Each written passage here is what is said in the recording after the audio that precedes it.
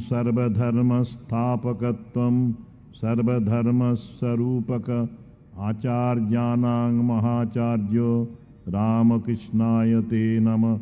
यथाग्नेर्दाहिका शक्ति रामकृष्णे स्थिता हि या सर्वविद्यास्वरूपां तां शारदां प्रणमाम्यहम्।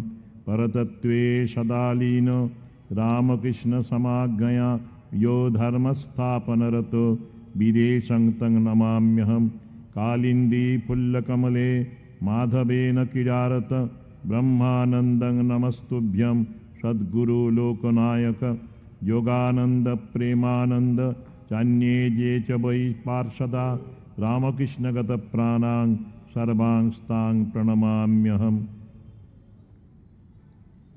आज अन्यान्य बत्सरेर न्याय रामकृष्ण मठ काशीपुर उद्यानबाटीते भक्त सम्मेलनेर आयोजन करा हয়েছে। পূর্বাহ্নেই এই অনুষ্ঠান হচ্ছে। আমাদের মঞ্চে উপস্থিত আছেন স্বামী সর্বলোকানন্দজি মহারাজ, রামকৃষ্ণ মিশন দিল্লির এখন সম্পাদক, এবং স্বামী জ্ঞানব্রতানন্দজি মহারাজ আমাদের মঠের কর্মাধ্যক্ষ ম্যানেজার মহারাজ, আর রয়েছেন শাস্ত্রজ্ঞানন্দজি মহারাজ, তিনি রামকৃষ্ণ মিশন আশ্রম নরেন্দ্রপুরের সম্পাদক। আমরা এই তিন সন্ন্যাসী মহারাজকে পেয়েছি। আমাদের পাশেই বসে আছেন ওদিকে ডাক্তার গৌর দাস। গৌর দাসকে অনেক ভক্তরাই চেনেন। রামকৃষ্ণ মিশন আশ্রম সংসার প্রথম শুরু হয়েছিল এই ডাক্তার গৌর দাস এবং কয়েকজন ভক্তদের প্রচেষ্টায়। বিবেকানন্দ স্বাস্থ্য সেবা সংঘ প্রতিষ্ঠিত হয়েছিল তাঁরই উদ্যোগে। ওই রকম কতিপয় বিশিষ্ট ডাক্তার আমাদের কলকাতার, তারা ওর সাথে ছিলেন। ডাক্তার বক্সি প্রমুখ, শৈবাল গুপ্ত প্রমুখ, এবং এরা একটা ইউনিক কাজ করেছেন এবং এখনও করছেন। স্বামীজি বলেছিলেন, যখন জন্মেছিস এটা দাগ রেখে যা, সেই রকমের কাজ এরা করছেন। আজকে আমরা একটু পরে তাঁকেও সম্বর্ধনা জানাবো। তিনি আজকে এসেছেন আমাদের ডাকে। আপনারা যারা এসেছেন ভক্তবৃন্দ, সকলকে আমি স্বাগত জানাচ্ছি আশ্রমের পক্ষ থেকে। আজকের দিনটির জন্য অনেকে অপেক্ষা করে থাকে, আর এখন তো প্রত্যেক সপ্তাহে না হলেও প্রত্যেক মাসে দুটি করে অন্তত ভক্ত সম্মেলন আমাদের বিভিন্ন আশ্রমে হয়, এবং এরকম শ্রবণের মননের সুযোগ ভক্তরা পেয়ে থাকেন।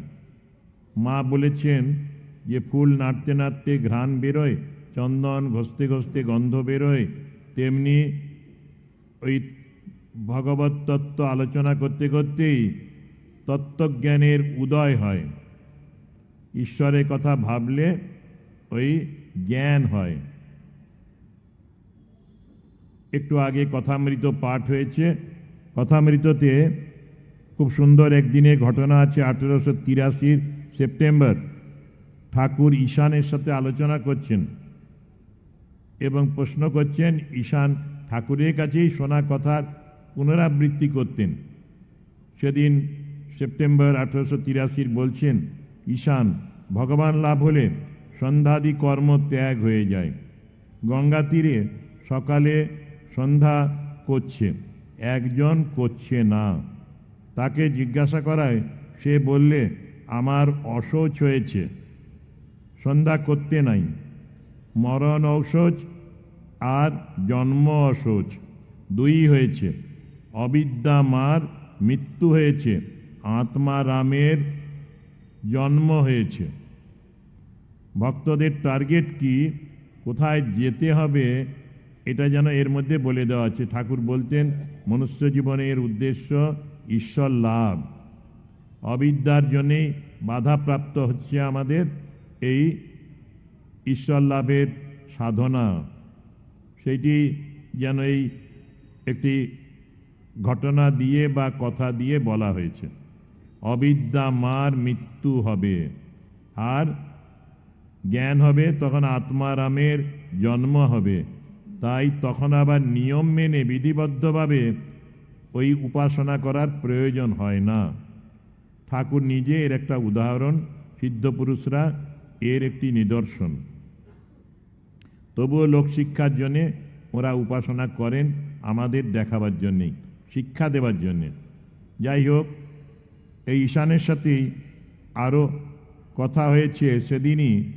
আর আত্মজ্ঞান হলে জাতিভেদ থাকে না, সেই কথাটি ঠাকুর জিজ্ঞেস করছেন। কি কথা বলেছিলাম, কি হয়েছে আগে আলোচনা।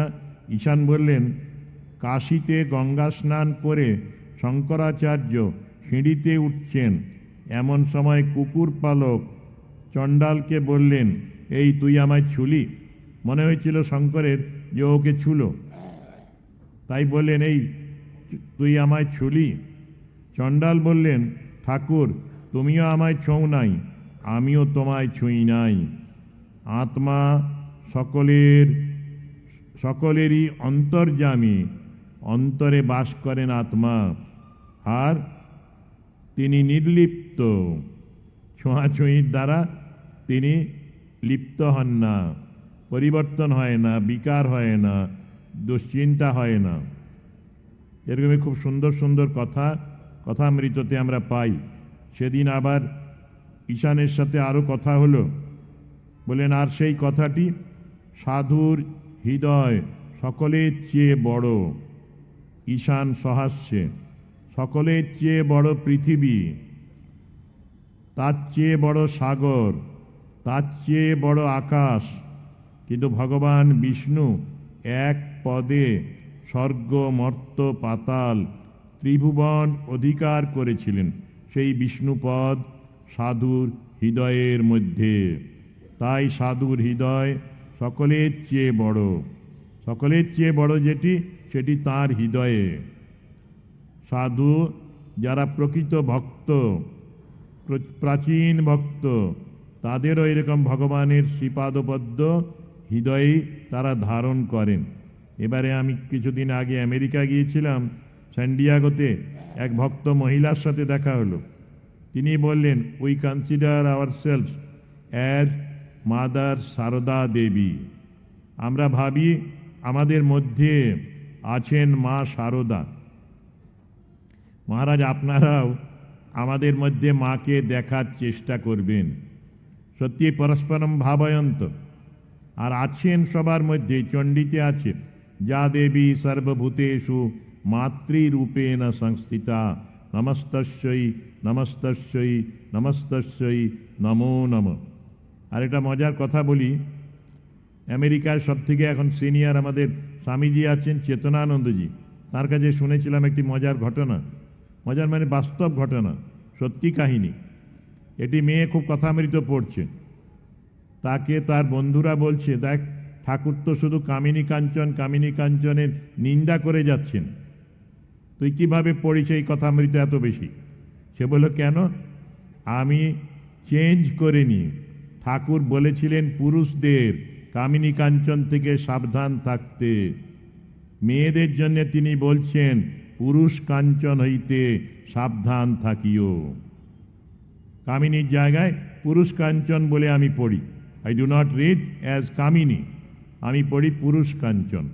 সত্যি যদি ঠাকুর মেয়েদের সাথে কথা বলেছেন, এবার যদি বলতেন তোমাদের মতো এরকম সভাতে, বলবেন না, উনি বলেননি কখনো, বললে ওইটিই বলতেন, পুরুষদের জন্যে কামিনী কাঞ্চন আর মায়েদের জন্যে পুরুষ কাঞ্চন।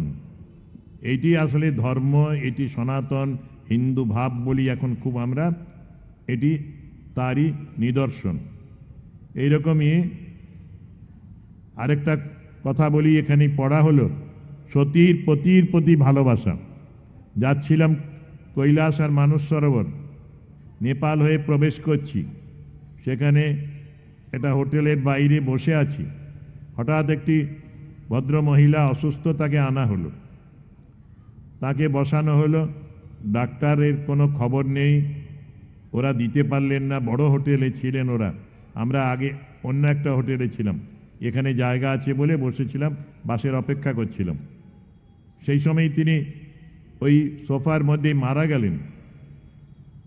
তাড়াতাড়ি তক্ষণি ছুটে এলেন, ওপরে ছিলেন হোটেলে তার স্বামী, উষা বলে এমন করে বডির ওপরে লাফ মারলেন, শুয়ে পড়লেন।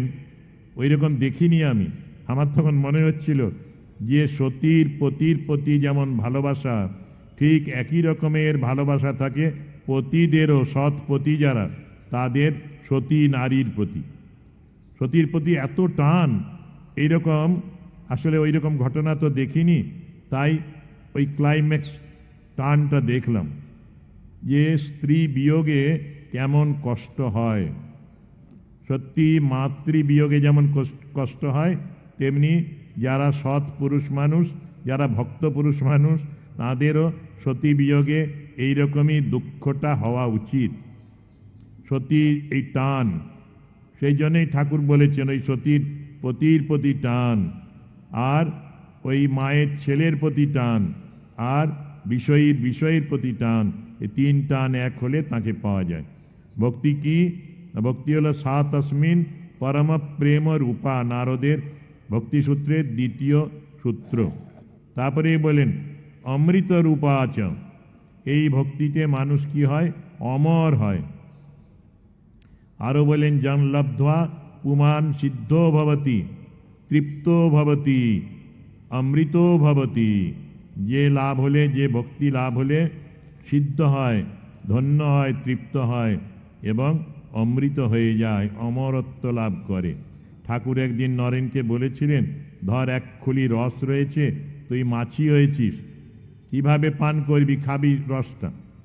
উনি বললেন যে আমি ওপর থেকে মুখ বাড়িয়ে চুকচুক করে খাবো। কেন ডুব দিয়ে খাবি না? যদি মরে যাই? ঠাকুর বলেন না রে, এ রস অমর রস, অমৃত রস, এতে ডুবলে মরে না, এটা অমর হয়। যাই হোক, আপনারা ভক্তরা এসেছেন, ঠাকুরের কথা শুনবেন, একটু মনে রাখার চেষ্টা করবেন।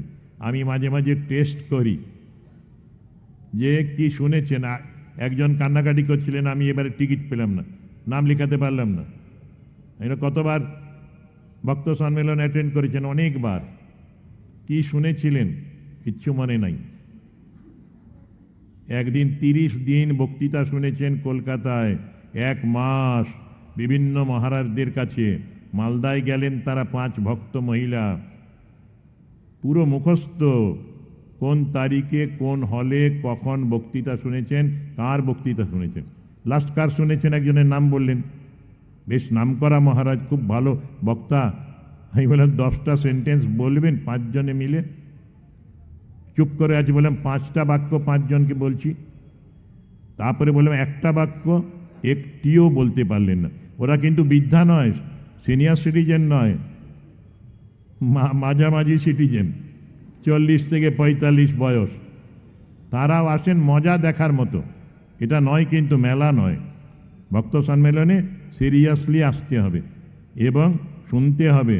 আমরা নোট দিইনি, কিছু বই বা কলম, কাগজ কলম, কিন্তু নিজেরাই কাগজ কলম আনতে হয়, ডায়েরি, এবং ভালো কথাগুলো নোট করে রাখতে হয়, যেটা সত্যিই আপনাদের টাচ করবে, স্পর্শ করবে।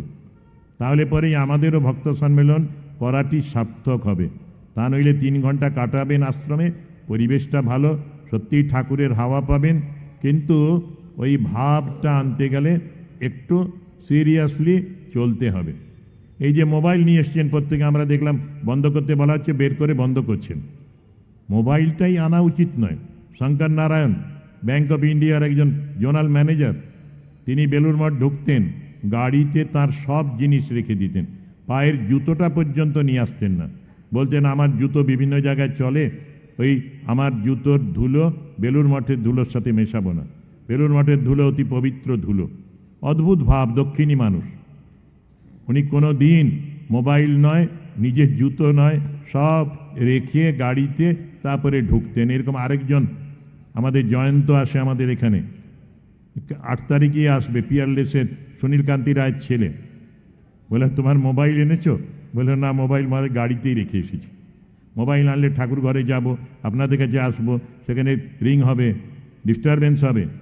সত্যি ভক্তদের এই ব্যাপারেও সচেতন থাকা দরকার। এখানে যখন আসবেন, এখনও কারো বেজে উঠতে পারে, একদিন মজার ঘটনা হয়েছিল, সেটা বলে শেষ করি। হাওড়া বিবেকানন্দ আশ্রমে ক্লাস করছি উপনিষদের, সেই সময় ভক্তদের 3-4 জনে মোবাইল বেজে উঠল, একটু ধমকও লাগালাম। আমি নিজে কসাস ছিলাম না, আমার যদিও ক্যাবলা ফোন, ওই ছোট্ট ফোনটা বেজে উঠেছে। তখন আমি ভক্তদের কাছে ক্ষমা চাইলাম, এরপর থেকে আমি আমার মোবাইলটা গাড়িতে রেখে আসবো বন্ধ করে।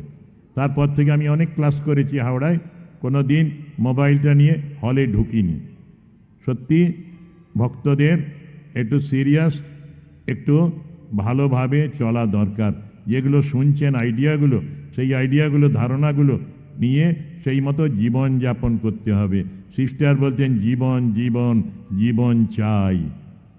গুরুর জীবন দেখবে, শিষ্যারও জীবন দেখবে, গুরু দেখবে না, তোমাদের জুনিয়ররা দেখবে, তোমাদের সমবয়সীরা তোমাদের জীবন দেখে শিক্ষা লাভ করবে যে রামকৃষ্ণের ছাঁচ, মায়ের ছাঁচ, স্বামীজির ছাঁচ তোমাদের মধ্যে আছে। এটাই হোক, এই আশা করে আমি আমার ছোট্ট নিবেদন, এই স্বাগত ভাষণ শেষ করছি। আজকের অনুষ্ঠান আশা করি ভালো লাগবে তোমাদের সকলের। দূর থেকে এসেছেন, অনেক দূর থেকে। কালকে রাত্রি প্রায় 1টা বেজে গেছে, ওর কাজ ছিল দিল্লিতে, তারপরে প্লেনে চড়েছেন এয়ার ইন্ডিয়ার, এসে পৌঁছেছেন এখানে 1টায়। তো তিনি এরপরে আপনাদের রামকৃষ্ণ দেব এবং রামকৃষ্ণ মিশন বিষয়ে আলোচনা করবেন।